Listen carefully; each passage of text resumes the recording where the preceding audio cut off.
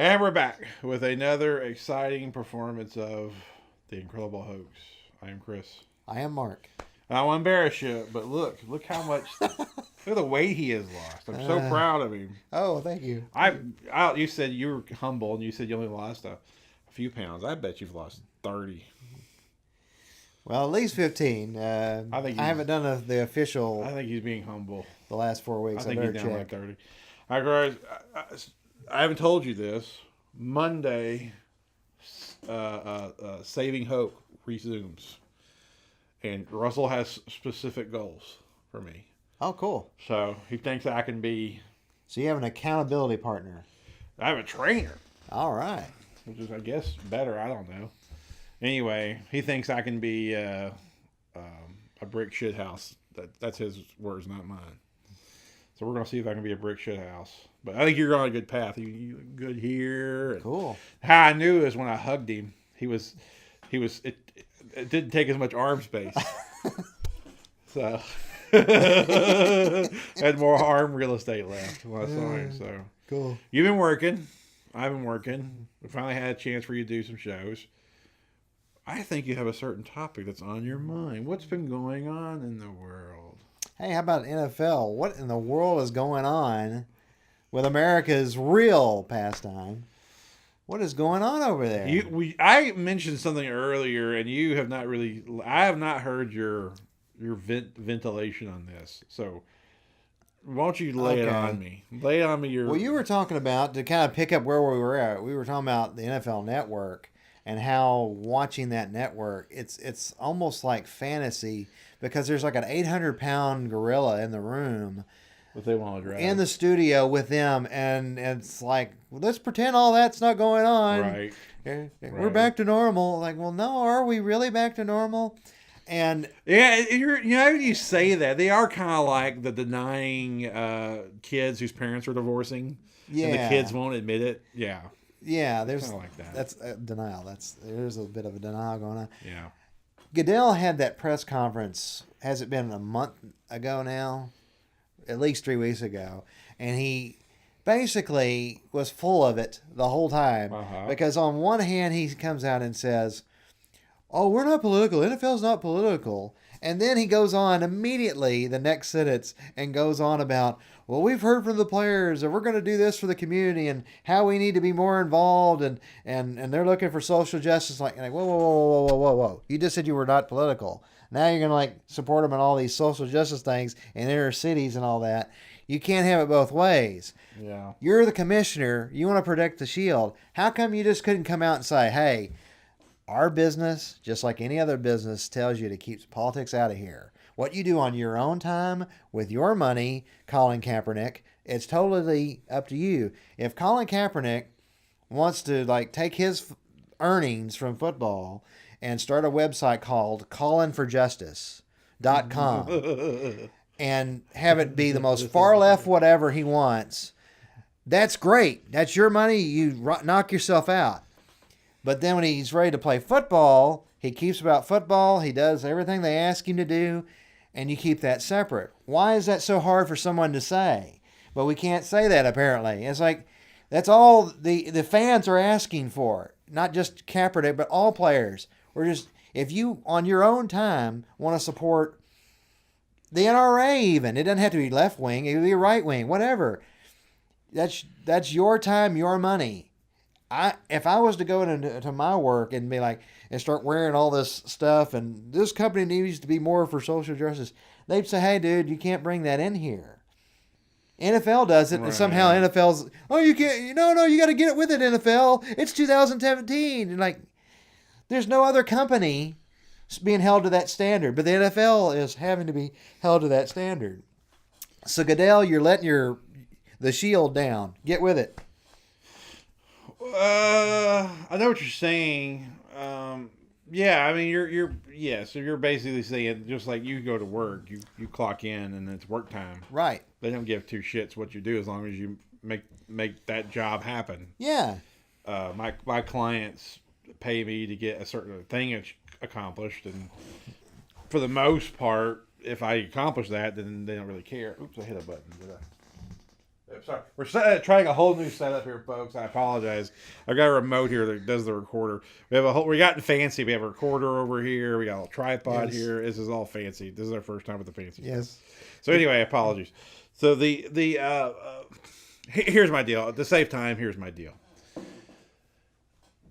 And this might be radical, and I'm sure a lot of people will be mad at me, but like, I literally think they could just resolve it. Just don't do the anthem because in all honesty, I don't know why it's associated anyway. I don't know why sporting events are associated with the anthem or anything else like that anyway. Right. I don't see the connection. I never have seen the connection. When I go I have season tickets to Baylor, and we go through the same we do a prayer, which I don't mind because it's a Baptist school, and I get it. So, and it's a religious private school, so that's cool. And then we do the anthem, and I think sometimes there's a moment of silence somewhere in there. I can't remember, but anyway, so like I don't know why I get the prayer part. I don't have a problem with that, but I don't know why is the anthem there, right? Because that's not a government event. No, it's become a sports tradition. It's just tradition, right? There's no direct correlation other than because we always did. Yeah, in 1919 in baseball was like the year seen as like the first time that they did that. Oh, is that right? And it was like after World War I, and soldiers were coming home, and it was a way to kind of, hey troops, thank you for your service in World War I, and it became such a popular thing that with that one team locally that it caught on, and it's just become a tradition. I don't need it personally. I love America, and I'm as patriotic as it gets, but it doesn't do anything for me. Right. You know what I mean? Like, so if we just shit canned the whole thing, I would never miss it. It'd be okay, and I would still love America. Yeah. To me, it's like, well, then I wouldn't even give the bastards. Nobody gets a spot to protest. It's like, have some music, da, da, da, da, and it's like, all right, 5 minutes to kick off. Here's the team, blah, blah, blah, and then we go. Game. Right. Maybe have a special music act of like, all right, the noon Titans game is gonna have Alan Jackson, and he sings a song. Oh, Alan Jackson's hit song, yay! Right. And over in Detroit, we're gonna have whatever, salt and pepper. Yay, that's gonna be awesome, salt and pepper.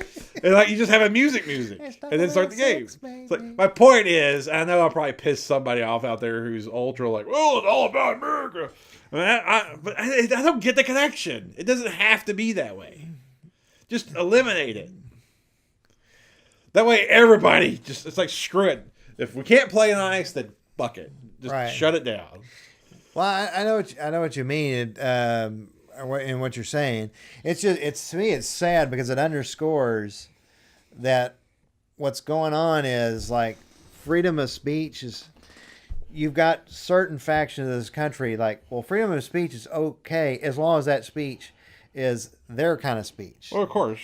And that's what's sad. It's like, well, if you're all liberal and you're PC, or what is called PC this week, that's great. But if you're over here and you want more traditional view, well, no, it's antiquated, and vice versa, and they've made something that had nothing to do with all that stuff. They brought that into it. It's just a shame that they made that. Had nothing to do with politics. Really, it was just about patriotism, and started out as a kind of a Memorial Day-esque kind of a thing. And well, I love America. I bleed red, white, and blue, but honestly, they could just ditch it, and then nobody's got a chance to be an asshole. And I'll just take care of patriotism on my own time.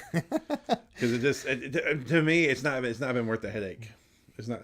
I don't get enough out of it to deal with this shit. Yeah. Well, there's not enough. You look at it as like capital negatives and positives. Right. I don't get enough positive anyway to deal with this negative, so just fuck the whole thing. Yeah. That's my personal opinion. Well, to me, if Goodell and the owners would just come down and say, look, what you do on your own time is great. Knock yourself out. that could have, that I think would have simplified this whole thing. To me, getting rid of the anthem is like someone in their home and they have the flag like hanging off their porch or whatever, and their neighbors keep complaining, so they go ahead and take the flag down. That's to me that's a shame that they'd have to do that. It's like, well, I'm tired of the complaints from my neighbors. I just took my flag down, and you're like, well, you should be able to, because there are people that do get something out of the anthem ceremonies at the beginning, and so I'd hate to just get rid of it just because. I know the 3 or 4 people who are throwing a fit. I know my opinion is in the minority. I know my opinion will never happen. I'm just throwing it out there as an alternative. Yeah. Nobody ever mentions it. No, I don't hear a lot of people go, we'll just screw the whole thing. Just get rid of it. Yeah. It is almost like little children. You're not going to behave. Well, then no one gets chocolate milk. Well, that's how I feel. I mean, I've got 3 kids, and that actually works sometimes. Yeah. To be honest with you. Yeah. No chocolate milk for anybody. There's a reason you do that. There is a reason why you just shut the whole thing down. Right. Yeah. I mean, anyway. Yeah. I hear you. Speaking of being frustrated and not know what to do, I do.